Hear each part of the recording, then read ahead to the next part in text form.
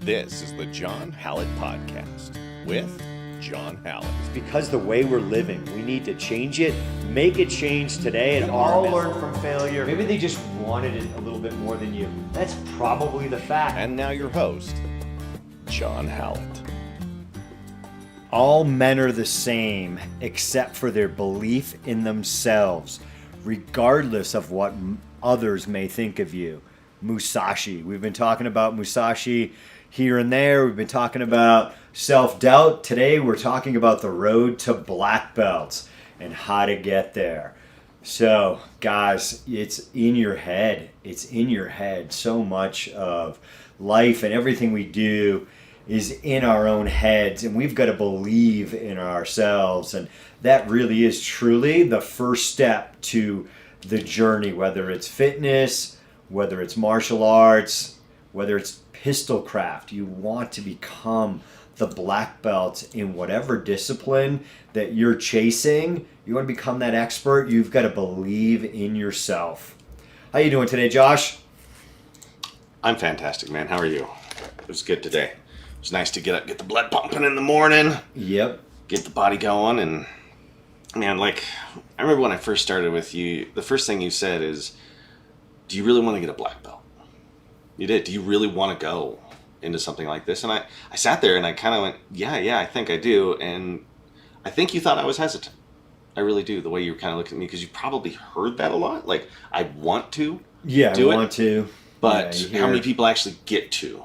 You know what I mean? Yeah, how many people can get over just the initial road of starting out because they don't believe in themselves? Mm-hmm. You know, in my show notes, I'm like, you got to be prepared to suck. I do. If you want to be like, occasionally my wife, we've done like different dance lessons or something like that. Don't shake your head, Josh. John, dance. I got to see this. Go ahead. You got to see this. I got to see this. Let's go. Get up. Get up. I'll dance with you. I didn't say I could. I'm a singer, not a dancer.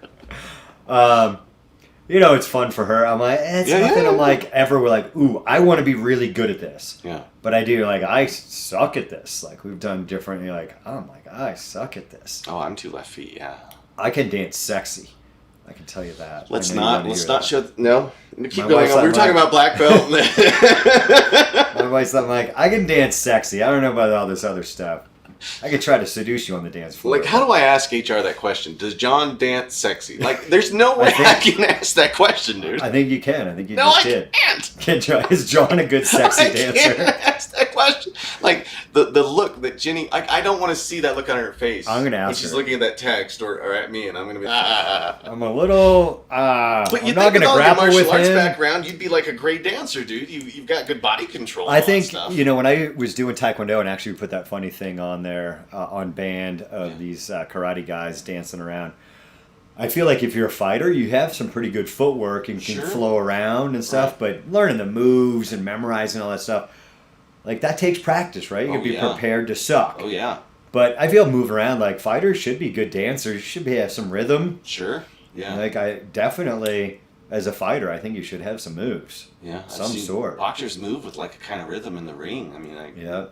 I think fighters should have some pretty good rhythm naturally. Well, maybe not naturally, but it's part of it. But you got to be prepared to suck. Yeah, if you really wanted to be a good dancer, you just got to embrace that suck and go through it. Like, I'm not that good at this, and you get better and better.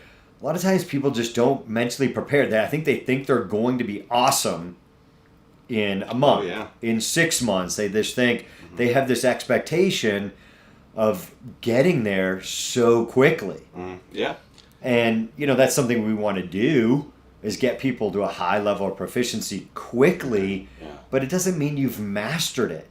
It's getting you up quickly, getting you, 80% of the way there, but you've only learned 20% of stuff. You're going to get the bulk of it that's going to get you most of the way home, in the bulk of self-defense scenarios. Yeah.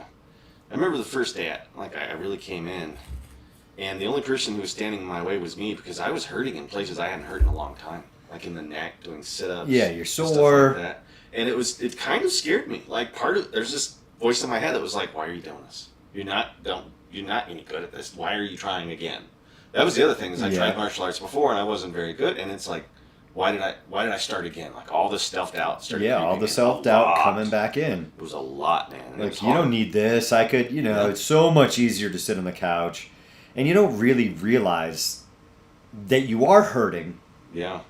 But just in a different way. Yeah. When you're not using, there was a quote, I should have written it down, from Socrates, of like, essentially the gif, like, no man should die without feeling their full potential physically, of like trying. I forget the exact quote. It was like a young man has a responsibility to see how strong his body can get. Yeah, so that's a little different. Something like that. I tell people that all the time, because it's like, wise. Try. Yeah. Try. Yeah. And you don't realize how much you suck just sitting there wasting away until you actually need it. But yeah, you're going to be sore. That's why I always tell people, slow and steady. You might be excited. Beginners often will injure themselves because they're not in shape and they're really excited about their new training routine, and that's fantastic.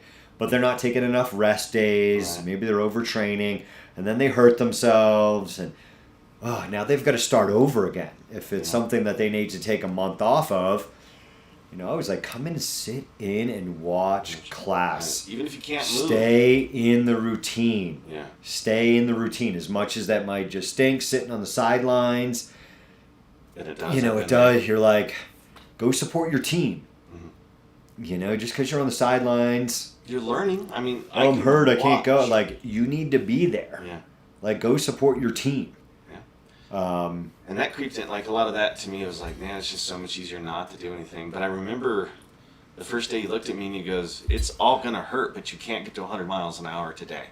Yeah. Right. And that's what everybody's thinking. Slow and steady. Right. Start at 10 miles an hour, get up to 20. And I was actually shocked at the speed of which things work. Because, like, when I trained when I was younger, everything felt like it was not very fast. But now I was like, oh my gosh, I can't keep up with the fists. I can't keep up with the kicks. And it's slow, it's slowed down, quote unquote, as I've gone more. But I wasn't prepared for that, and that scared me too. That made me think I wasn't ready for this. Yeah. And there was a lot of self-doubt that first week I was here, John. Like, there was a lot. Oh yeah, getting over that first week, the first month. Yeah. Even the first year in your own head, like, you've got to believe in yourself. I mean, that's just number one. If you don't believe in yourself, because then it's going to come in, friends, like, why are you doing this? Why don't you come and do this? That's pretty weird. People trying to bring you down. It can be a loved one. Like, why are you doing that? I was shopping at one of my favorite stores. I was talking to my buddy. They're like, why are you spending all that time beating yourself up? And I'm like, well, I'm not beating myself up. I felt like I was getting ready for something, right? It was two totally different mentalities. They're wondering why I was trying to get my butt kicked all the time. And I'm sitting there thinking, well, how do I kind of get better? Because after, like, the self-doubt went away, I'm like, all right, I'm in this. I'm sticking to it. And now all of my friends and family are like, why are you doing that? Why are you getting your butt kicked? Right? Doesn't that hurt? I'm like, yeah, a lot of stuff hurts. But sitting on the couch and getting a bed sore hurts. Losing your foot from not doing anything those people hurts. the people that say, doesn't that hurt? And working out, it's hard. I get that a lot. You're like, are you kidding me? Isn't high blood pressure, isn't being 20, 30, all of that. And that's the killer. It doesn't really hurt being 20 pounds overweight because it just slowly happened. Right. If you wear a weight vest and throw on 50 pounds, you're going to feel that today. Oh, boy, do you. But it just slowly happens. Yeah. And your body adapts to it. Yeah. Because it's the human body. It's freaking ingenious. It wants to go. It wants to move. keep going. And these people are like, it's so much easier. And they're so wrong. Yeah. They're just unbelievably wrong. But they're going to convince you or try to feed into your own self-doubt that's hard enough to fight and battle your own head. That, why are you doing this? That's stupid. Yeah. I mean, it comes to Cameron Haynes, the bow hunter. Oh, yeah. The, he does ultras, crazy, running and just getting in shape. He tells a story in his book, Endure, how Joe Rogan found him. He's been, buddies and bow hunter, with Joe Rogan of like, he was doing something at Cabela's and like, hey, I'm gonna carry this rock up the rest of the way up this mountain or this hill, whatever, that he would see. And he thought it was 70 pounds. And eventually he brought it down to the gym, and it was like 130 pounds. Good Lord. Yeah. That he was carrying it up. And he invited these people back, and he was thinking it was like 70 pounds. So I'm like, yeah, it's a 70-pound kettlebell. Is what, I'm thinking, I'm like, all right, it's gonna suck, dude. But it's not a kettlebell. But now it's 130, man. That's tough. He said it took him like, whatever. It should take him 15 minutes to run it. It took him like 2.5 hours to go up with that the first time with that rock. And he started doing it on a weekly basis. But people give him all sorts of hate that you don't need to do that to bow hunt. And he's like, I want to be in the best shape I can, conquer the mountain. But people were bringing him down and giving him a ton of hate that, you don't need to do that to bow hunt. Well, that's fine. Maybe you practice a week before. Yeah. Deer weighs about 120 pounds, once you get everything out, it's about 70-ish. And granted, you can go, oh, he's sponsored, but, people and all this other crap. Yeah. But it's 10% of bow hunters will get an elk, I think. It might be specifically elk. It's 10%, so it's like one time in 10 years, and this dude's successful every year. Yeah, there's going to be a lot of hate. Yeah. It's going to be a lot of hate there, and that's, you're pursuing something like going after your black belt. There's going to be plenty of friends, plenty of opportunity for people to bring you down. You name it. It's crazy. Once I started winning the battle with me, I was shocked at the battle I had to fight with my friends and family. Because I spent all this time fighting myself. Get it, go, just go, Josh, just go do it. Just go, get up, make it happen. And then everybody else is like, don't, it's okay. Yeah, you can take today off. You don't even need it. You can take today off. It's not going to matter. It's just come one day. Shopping with us. It's not one day. Right. And that's after you fight one fight, you're fighting another, and then after you get past that point, that's when it. In my opinion, for me, it really clicks. It becomes part of my daily routine. Like, if I don't go and do something now, I get a weird itch for it.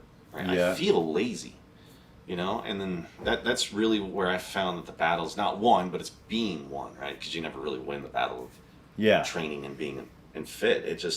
But at that point, I realized I've gotten to the point where I have to do it, at least something every day, whether I'm grabbing my bands at home or I'm training with you. I've got to even do if it's mental training of seeing yourself, rehearsing that new technique, whatever it may be.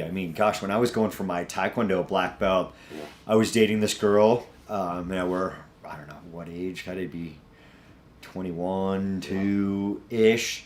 And was dating a girl from my high school class that I always kind of had a crush on.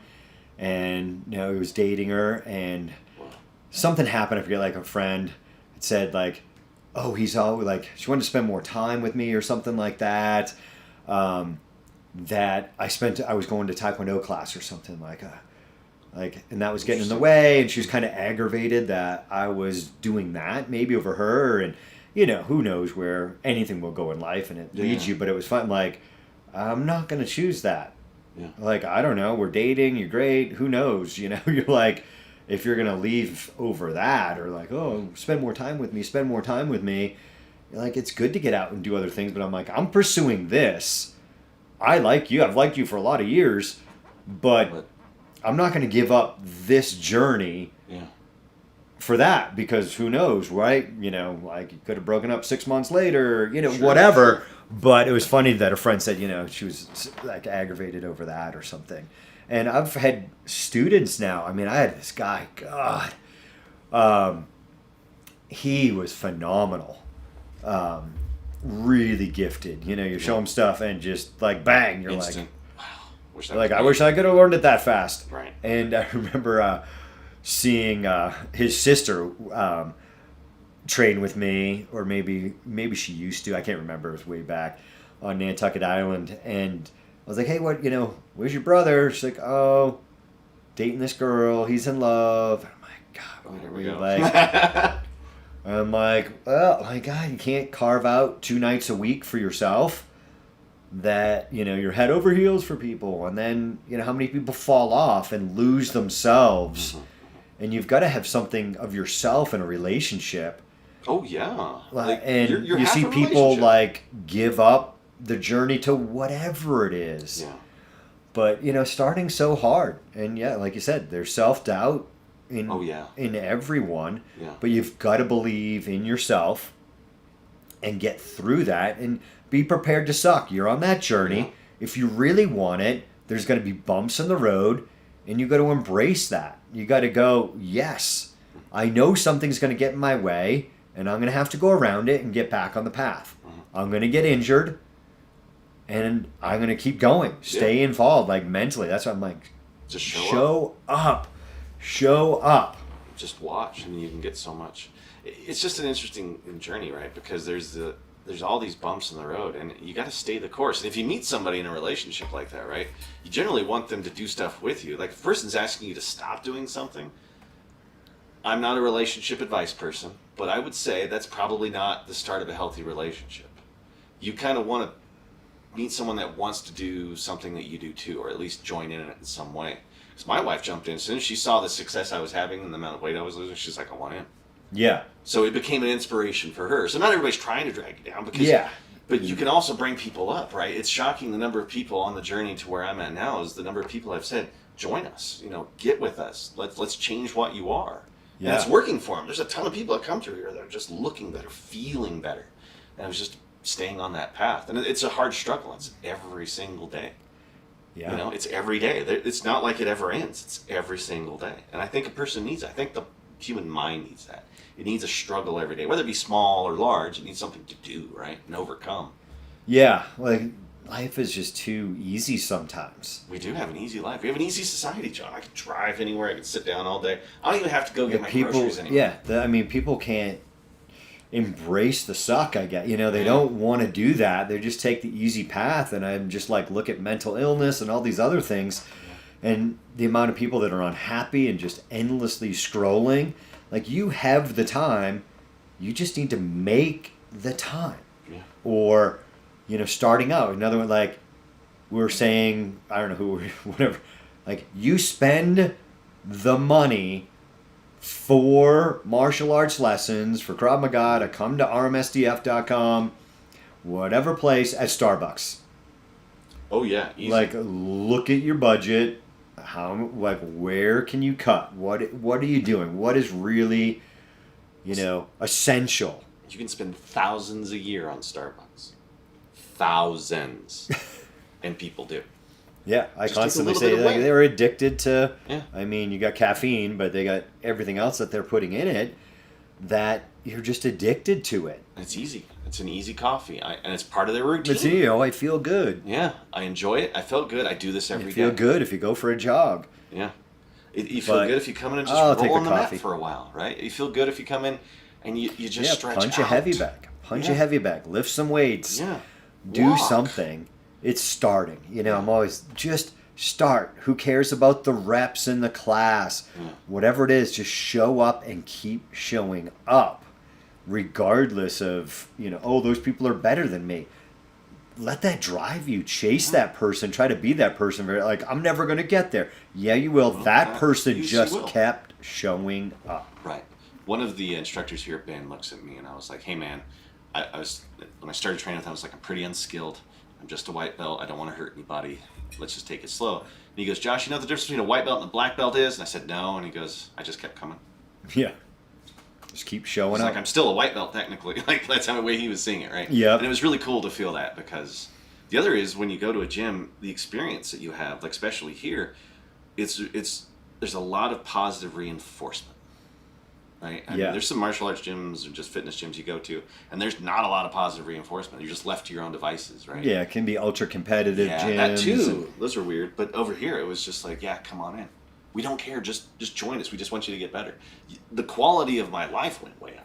Too. Yeah, I mean, that is huge. That's the mission with Rocky Mountain Self-Defense and Fitness, is just to help everybody get a little bit better so they're safer, help them get a little bit more in shape, slow and steady, so they are just better in their daily lives. Like, it doesn't matter, as long as you're just getting a little bit better, and this quick fix society, this instant gratification stuff is just kills people, because they just think they're going to be there in 1 second and I'm just going to level up. It's like all these, you can't fight the algorithm. Yeah. They're just hacking you to stay in the game So you get that gratification, and they're just hacking you. Where you're coming to martial arts, you're coming to Krav Maga, you're doing Citizen Defender, whatever you're doing, you're coming to our Project Fit class, it's so much in your own head. Trying to just believe in yourself because there's no little, instant, I got some little stars and what, I don't know, these stupid games. And people like to be affirmed that they've made the right decision too. And if they don't get that, some people quit. You know what I mean? Like, what you're doing is right, stick with it. They don't get that affirmation, people. And some people search for that sort of affirmation, right? Like, you're doing a great job and stuff like that. You got to learn that little voice in your head that you don't need that. You're doing this for you, right? You don't do it so you make others happy. Yeah. You're doing it to make yourself happy. And once you realize that in life, I mean, it changes your whole outlook on life. But that's also part of the hard journey in all of it, is that learning to do it for you. You know? Yeah. You'll do whatever you need to make sure your pet's healthy. You know how many people who buy the quality food for their dogs and don't exercise themselves? Ridiculous. And it's like, well, just treat yourself like you would treat your own pet, right? Got to walk the dog, got to make sure it's healthy and stuff. Why aren't you doing that for yourself? We talked about that before. Yeah, it's crazy. It's pretty wild. What was I going to say there?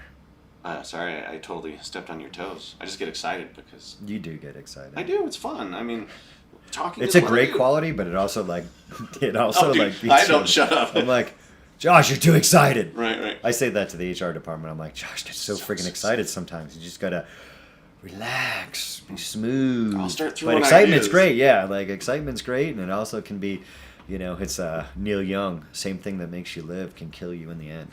Yeah, poisonous. But, starting out, it's tough, and you got to be prepared. You got to be prepared to slowly fight that battle, slowly chip away at it, and people are going to bring you down. Yeah. Got to be ready for it. Mm-hmm. And, it's always hard when it's a spouse or anything like that. But, hey, I'm trying to do this for me. But people, they don't want to be on the diet because, they look at you like, aren't you disciplined? Right. You're not enjoying the good stuff. Yeah. And, hey, that's fine. I don't care what you're doing. It doesn't bother me. Yeah. If you want to eat ice cream, that's cool. I'm not going to do it. I think it's a test of wills, but getting back on. It's always like Christmas time. Mm-hmm. I'm like, I could kill myself on Buckeyes, but and then it's so easy, right? That food is just it's such an addiction, and people have such a hard time with food. But you just gotta eat clean, and that's gonna make things a lot easier. The next big point in that journey to your black belt in whatever martial art you're going after, whatever discipline, even if they don't give you a black belt, is hitting that plateaus. That first one can be kind of the hardest of plateauing out and feeling you're not making any progress, and I'm never going to get any better, or maybe this is the end of plateaued out, and fighting through that. It's hard. I've seen some people do the plateau thing and then quit because they're like, well, there's nothing else that I'm going to do here. I've gotten everything I need. And I've seen that happen. I'm just like, you don't even really begin until you reach a black belt. That's really when the training starts. Yeah. Right? Because now you've gotten to the point where you can start learning the juicy stuff, the fun stuff, or at least the stuff that's masterful. And that's the way I'm trying to see it, is that black belt's just the start. Yeah. That's how I have to see it. But I've seen people stop, even in other disciplines. I've learned enough here, I'm out. And it just quits. And it's like they reach that plateau and they're either done or they're hungry for more. Right? And you must see that a lot, right? Yeah. You definitely do. People think, I've got this down. But it's also just hitting that plateau and not even feeling like you have it down. You just feel like you're not learning or getting any better. Yeah. And people really struggle with that of, I'm not getting any better. And hey, guess what the answer is? Keep coming. Yeah. Just keep showing up. That's going to just get you through. I mean, how many times I've been in a plateau or in a rut. It's my business. You got to just keep showing up, right? Yeah, You're like, this is my livelihood. You hit a plateau. There's not that excitement. I think it's a different journey being a gym owner. Yeah. Where you're like, I got to show up. And I think that's where when you're on that road to black belt, that you are teaching a class, all of a sudden, like, you've got people relying on you, and of course people, can definitely quit that, or something happens, or just, I'm totally out. But when you have other people relying on you, that can really help, I think, that like, well, I got people here. Now as a gym owner, you're like, well, if I don't show up, I'm blowing up my gym. But suffering through that a little bit of just keep teaching it, keep doing it, keep doing it. And it goes to new enlightenment and new understanding of technique and of everything else, of just continuing down the path when you're in that rut, where it's easy to go, I'm just going to take a month off, or, people come sporadically. I'm like, where the heck are you? You're a black belt showing up once a week? What kind of example is that? Yeah, that's right. For all the underbelts. Yeah. Like, you're going to show up once a week? You're not really pursuing to that next belt. How many classes, we count classes here as a requirement. But you just keep showing up. Yeah, and it's just fun to be part of the team. I like the group. Yeah, and help and get somebody a little bit better in their own journey. Can help you overcome your plateau of that training rut of, hey, I'm not getting any better. Well, so what? Like, maybe you don't feel like it. All of a sudden, I always say, like, sometimes, like, oh, I had a bad session. It's like those bad sessions, those bad weeks, those bad months make me better. Of like struggling through all of that suck and feeling like I didn't like that one, it wasn't good. I feel like there's a tremendous amount of growth out of those sessions versus ones you're feeling like, I'm learning, oh yeah, I got this, and those instant gratifications like we talked about in the first part of starting out, of the algorithm. That, I'm fast. I'm learning all this new stuff and I'm getting it down really quick. And you're getting that dopamine hit of feeling like you're super successful. I mean, how many professional athletes, I've actually talked to a lot of professional athletes, and they tell me that they've had more struggles than they've had success, because the struggle happens when you're preparing, right? And it's a fight. That way, the moments you do need it and you get onto the court, you get onto the field, that's when the time to be excellent happens. But I'm shocked at the number of professional athletes that are like, I just feel like I'm struggling through this all the time. And they're at the top of their game in some instances. And these are, again, professional athletes going. And I think that's what fuels me, and where the suck less. Like, I just tell me, like, if I'm not training, I'm sucking. You're not that good. You're not that good. You suck. Keep training. Don't let this, like, I got this down or whatever. Like, if I'm missing, I suck. Keep going. You can get better at it. It's the hours on the heavy bag. I mean, it's not even hours. It's crazy amounts of time spent hitting a heavy bag. And the last conservative estimate I had was like 24,000 hours just working out between, hitting the heavy bag, tie pads, doing those type of workouts of just striking alone. Like, put in the work. Still watch you do that. Yeah, I mean, you've got to keep your skills sharp, and people aren't willing to do that. You want to achieve greatness. It's the person that I forget who it is, like, I don't know if it was 10,000 jump shots a day, like some crazy number. What's that? Crazy number. 1 minute, John. 1 minute. One more minute, Josh. 1 more minute. Of jump shots, of just standing in the batting cage, right? Yeah. Taking more batting practice, just hitting over and over and over again. It's working your draw from concealment over and over and over again. Just that fundamental thing that people just want to overlook and do the cool stuff. Yeah. Right? It's like the dry fire. Any of our Citizen Defender videos don't get as many hits as just going bang at the range. You're like, ooh, people want that versus the boring things. I'm like, the boring things make you a black belt. Yeah. I constantly tell people, like, You know what makes you a black belt is combos 1 through 4 and a round kick and a knee. Your basic blocks, your basic clinch fighting, your basic groundwork. That's going to get you so much further than in what the data says that's going to happen to you out in the street.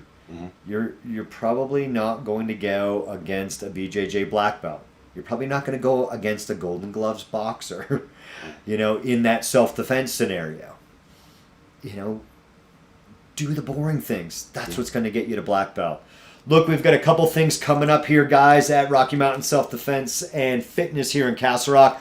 Save the date. We've got a Clear Sky Defender incorporating the blade into your self-defense protocol. And of course, we always want to be legally justified when we're using that greater amount of force, potentially leveling up, and when to use a blade. And we are doing that on January 20th at 11 a.m. There's some info here at the gym. If you are a non-member, just reach out to us at info@rmsdf.com. And we have that blade and other apparel that you can support the podcast at shop.clearsky.training is our ClearSky site. And of course, if you're looking for Rocky Mountain gear, you can get it at shop.rmsdf.com. All right, guys, we are going to wrap this up next week for part B. We will see you guys then.